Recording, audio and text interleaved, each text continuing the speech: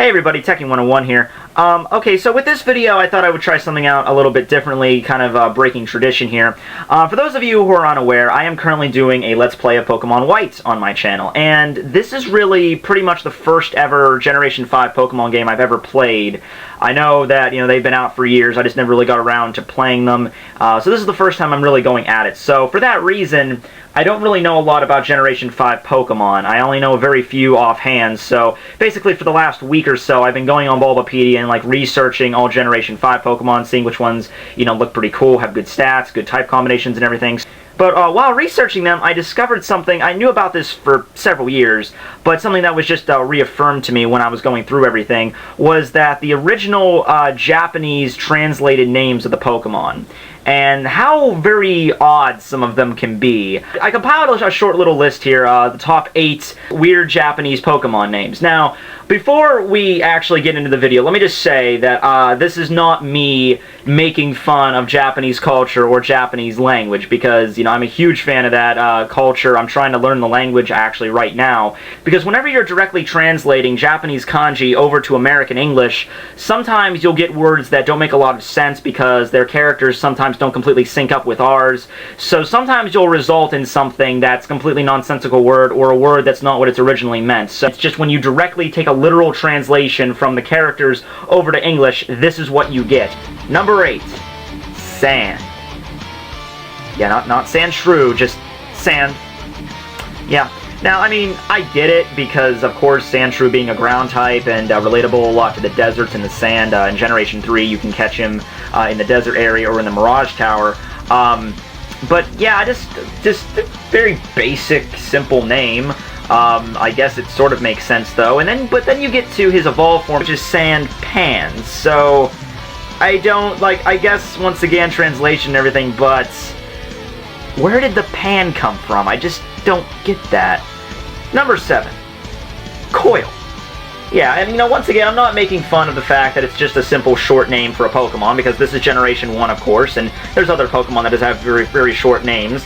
Although, where I can at least understand Sandshrew, because even in the English version, sand is still in its name.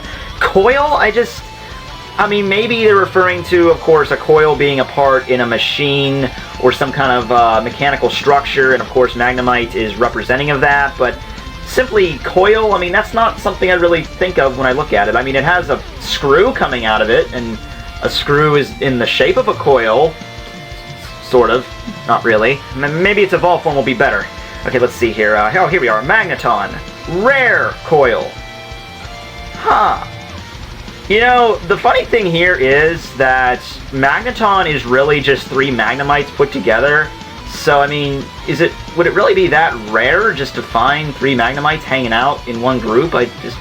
Whatever. Yeah, it wasn't really until Generation 4 when Magnezone popped up that the name became a little bit more complicated with Jebi Coil. Yeah, so still having the coil, of course, to represent the previous evolutions. And this does seem pretty cool when you look at other Pokemons and their original Japanese names. But then I looked up what Jebi actually meant, and it simply means screw. So Magnezone's name is Screw Coil. Yeah. Okay.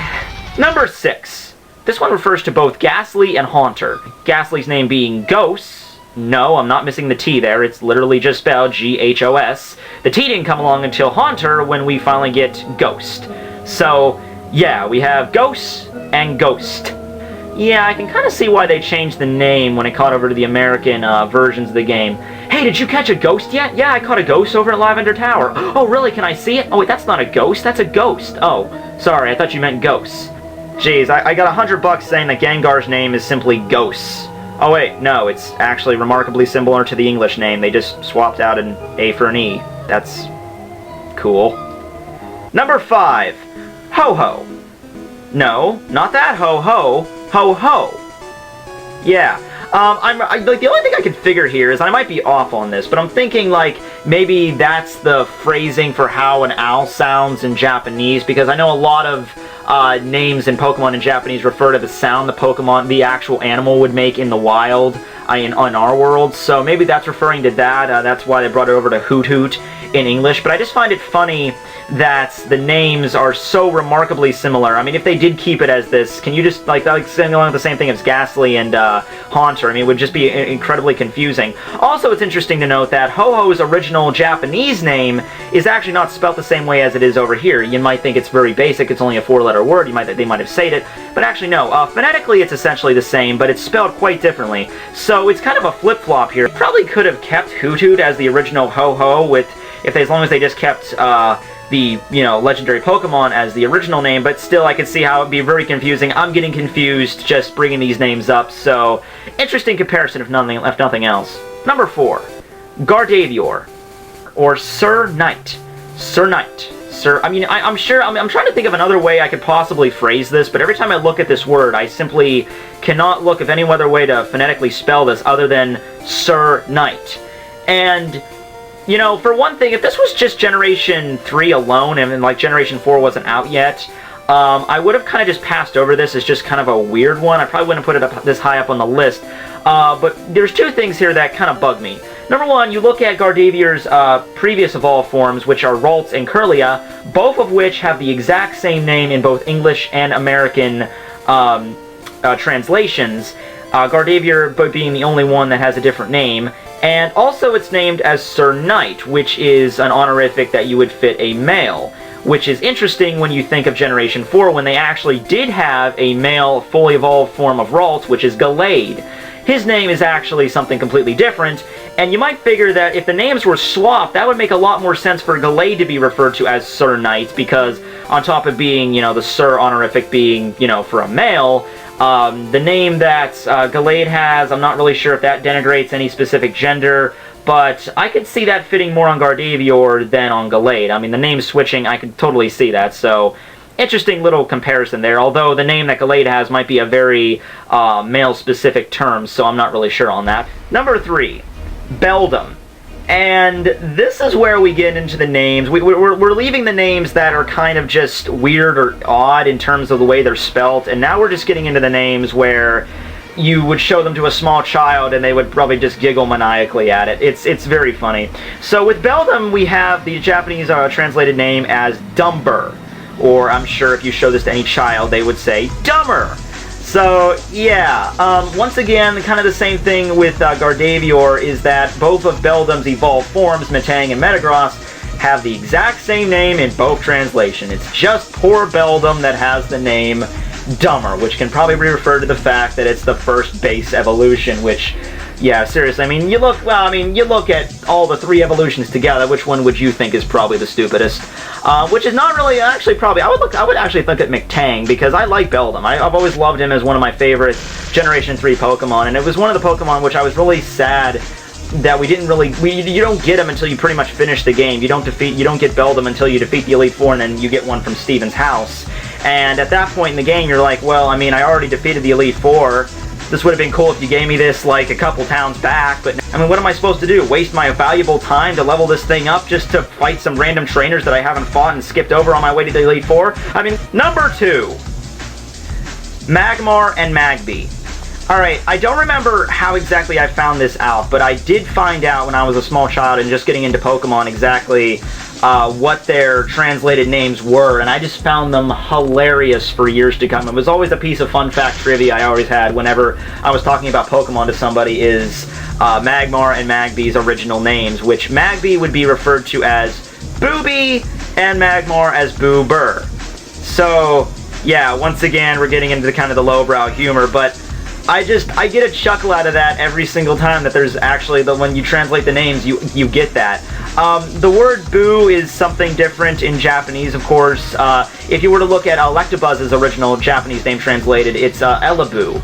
So clearly the name is something denigrating something completely different over there. But yeah, I really don't need to explain. It's just a word you just look at and you just kind of chuckle that a Pokemon has a name like that. As for Magmortar, the final evolved form of Magby, its name is Boo Burn. So, kind of 2 ways you can look at that. One of them is actually fairly normal. The other way is... ouch. And the number 1 weird Japanese translated name of a Pokemon is... Umbreon. Or Blackie. Yeah. just Blackie. Okay, there's actually a couple of ways I can do this. Well, let's put the obvious one aside. Let's put the racism thing aside for now, and let's just look at the fact that this name is honestly really not that creative. I mean, yeah, Umbreon is the dark type evolution, and the predominant color on its body is indeed black, but just Blackie? You know, when I saw that, I was actually considering, okay, this might not be that weird if the other evolutions also have similar names. Like, for example, you would call Vaporeon Bluey, Jolteon Yellowy, Flareon Reddy? I don't know.